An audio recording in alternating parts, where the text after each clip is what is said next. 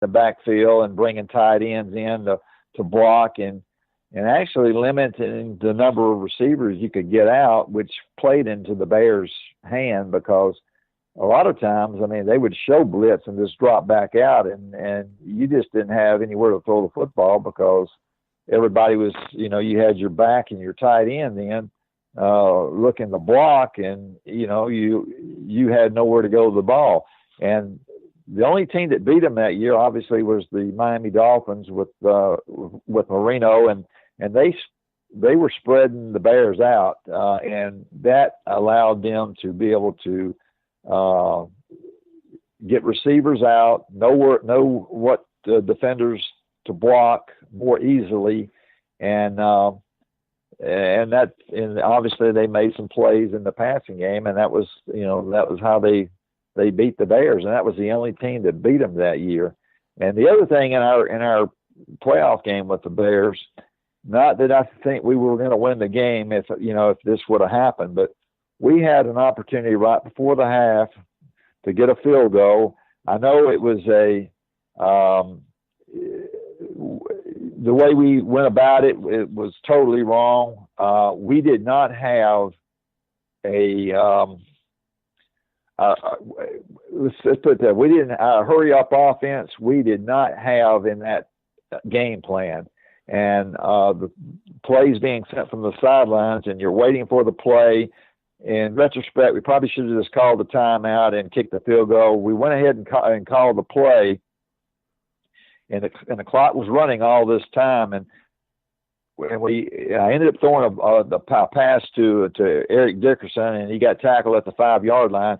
And we still had, if you look back at it, if we had replay, I mean, we would have got the timeout and kicked the field goal with about 2 seconds left, maybe a little under that, but we would have got a shot at it.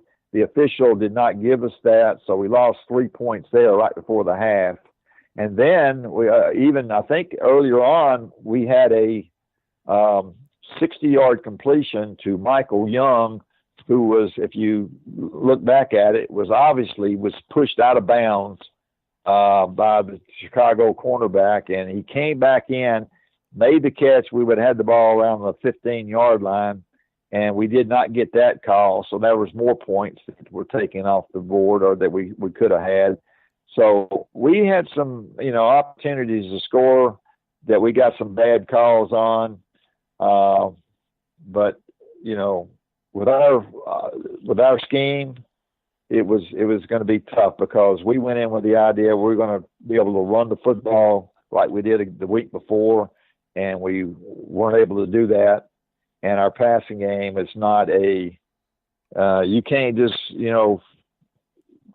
throw out and say, all right, if you're not a team that throws the ball a lot and you're more a ball control team, you can't just all of a sudden say, all right, we got to throw the football to win the ball game if that's not the kind of team you are.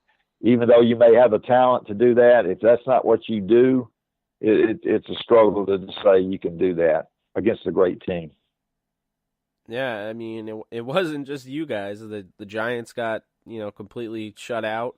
And then exactly. They go to the Super Bowl and they just dismantle the Patriots. And the Patriots, the only team that scored points in that playoff, they only allowed 10 points. I mean, that's just one of those, rare circumstances where you're looking at a generational team. When you have, Mike Ditka and Buddy Ryan, and then just the talent they had on that team, then, that's probably going to happen. That's to be expected. I know there are definitely, Rams fans that are bummed.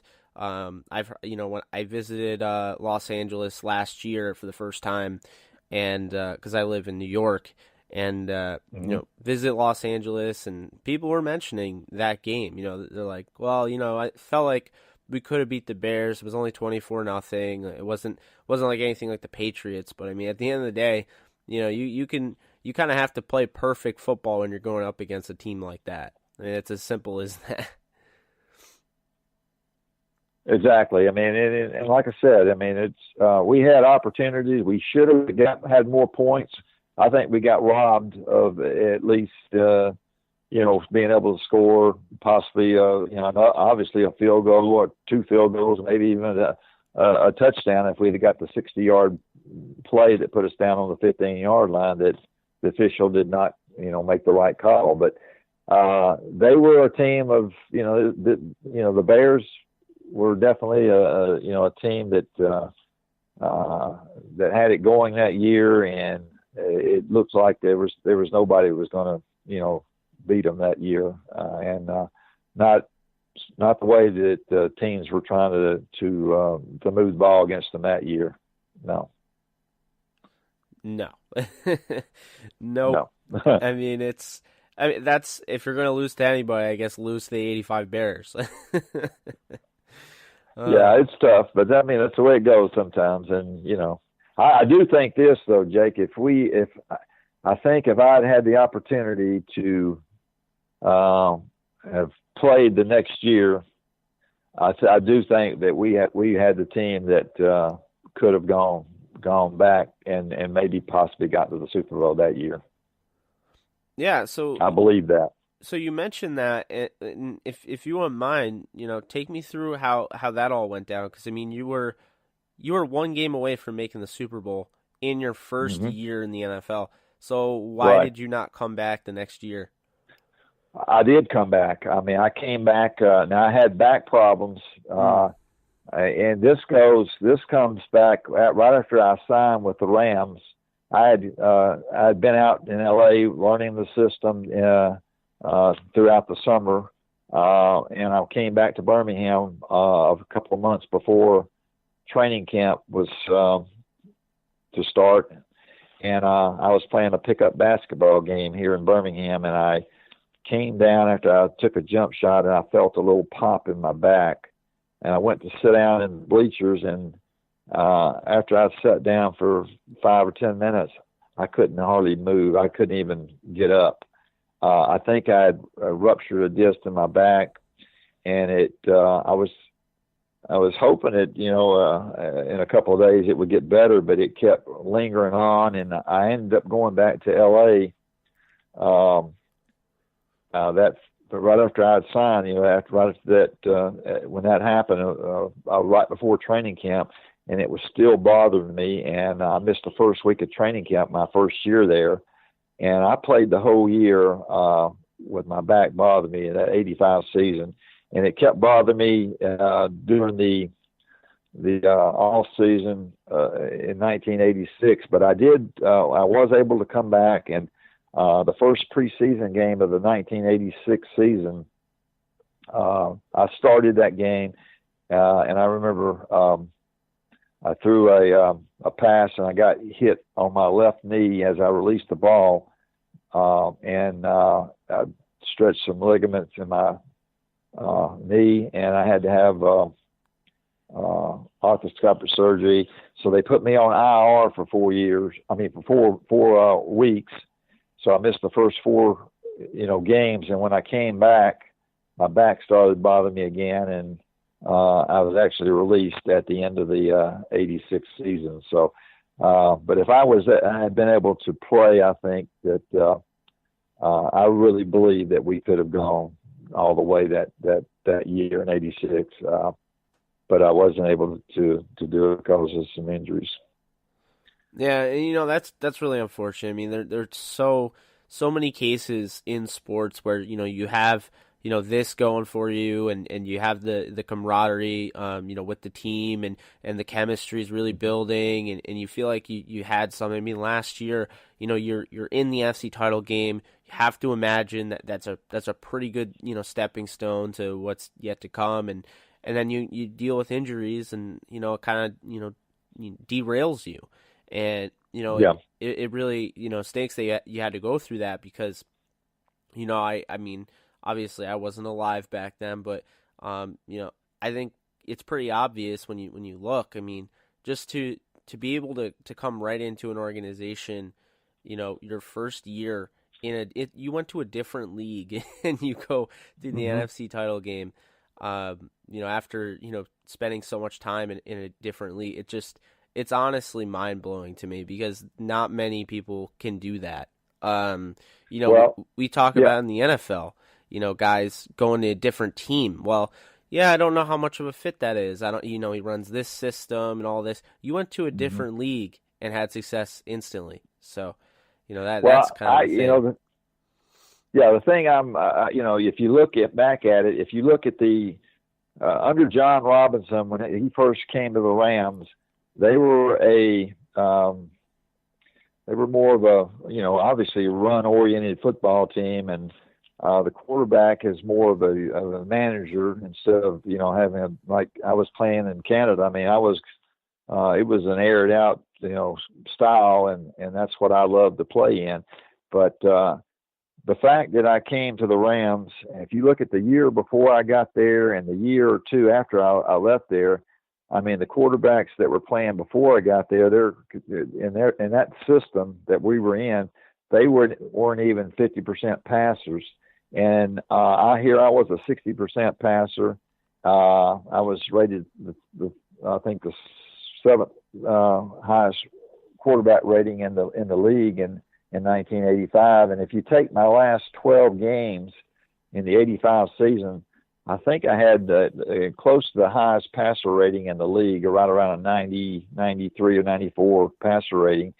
And my completion percentage my last 12 games were almost 64% at that time, which was higher than anybody in the league. I mean, I ended up with 60%. I think Montana was a 61% passer that year. And then the year after in 86, the year I didn't play, then the quarterbacks that year weren't even 50% passers that year. So until they brought in an offensive coordinator and a pass-oriented guy, that offense was not going to be very good for a passer. So I'm proud of the fact of what I did when I was there with the Rams in a passing and what I did throwing the football in an offense that was so, how should I say it, archaic, because that's exactly what the Rams passing offense was like. So anyway, I was proud of what I did as a passer for the Rams. And all you got to do is look at the year before and the year or two after I played, and you could see how bad the passing attack was and how much better it was when I was playing. No, I hear you there, and with that being said, I mean you played on the '85 Rams team. I mean 11-5. John Robinson's the coach, and you had all that talent. I mean you played with Dickerson, you played with Ellard. Is there I guess how I want to approach this is like, are you still like close with anybody on that team? Do you still like keep in touch with them, and if so, who? Well, when I was coaching, I got into coaching after I came back from LA back to Birmingham, and I had been in coaching for 18 years or so, and but after when I first started coaching, I did talk with some of the guys that I had played with the Rams, but I hadn't really in recent times had any contact with I can't remember if having any contact with any of those guys in a while, but I used to when I was coaching. Yeah, I actually right before this episode, I just had your left tackle on, Irv Pankey. So okay, I remember talking to Irv, not when I was coaching. I think he was coaching at a junior college or so out in California at that time. So yes, I remember Irv very well.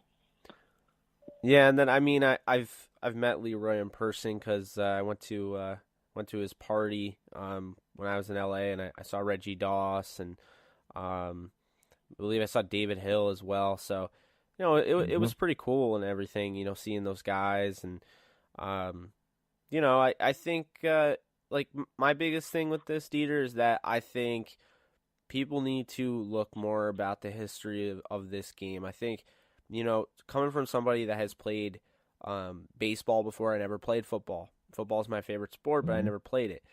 I look at it like I feel like baseball gets the history down right. I don't feel like NFL history is celebrated enough, and I do feel like a lot of that does fall on the NFL. And I think your story deserves to be told, and Irv's does, and so forth. So that's basically what I've been trying to do is just try to get that out there, and You know, I get, you only played, you only started one season with the Rams, but you went to the playoffs.